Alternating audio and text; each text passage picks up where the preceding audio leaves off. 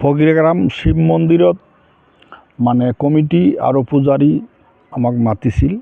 তো আজি আহিছোঁ, আহি চাইছোঁ বোলে মন্দিৰটো বহুত ভাল বনাইছে, বহুত মানে ভাল আৰু কি ক'ম, মানে বহুত সুন্দৰ কৰি বনাইছে। সেইকাৰণে আমাকো কিবা এটা মানে দিবা কৈছিল।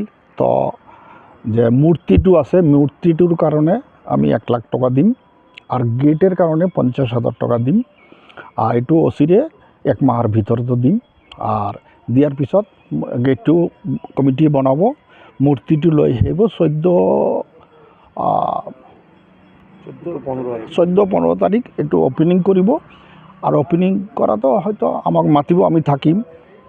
আৰু ওপৰৱালাৰ আশীৰ্বাদত যদি মই ভোটত BPF-ৰ হৈ আহিছোঁ আৰ BPF-ৰ টিকিট হয়তো পাম, পালে যদি জিতু এই মন্দিরের মানে যেখানে প্রবলেম আছে সব আমি করে দিম বলে প্রতিশ্রুতি দি এটুকুই।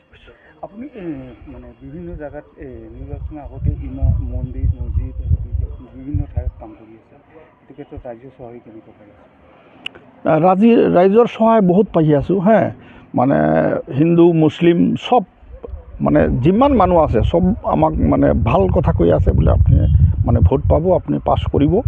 আৰ ভালো পাই আছে। আৰ আমাৰ ওচৰত ডেইলি মানুহ কমসে কম 100-150 মানুহ গৈয়ে আছে। শুভেচ্ছা জানাইছোঁ যে এইটো মানে ভাল কৰি মানে আমাৰ ইয়াতে জিতুক আৰু মন্দিৰৰ কাৰণে যে কিবা কাম আছে সব কৰক, এইটো কাৰণে অল দ্য বেষ্ট জানাইছোঁ, জ্ঞাপন কৰিছোঁ তাৰ কাৰণে।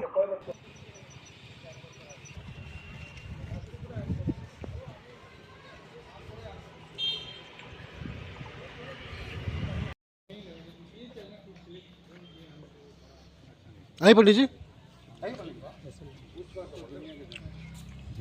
भी लेता है होगा।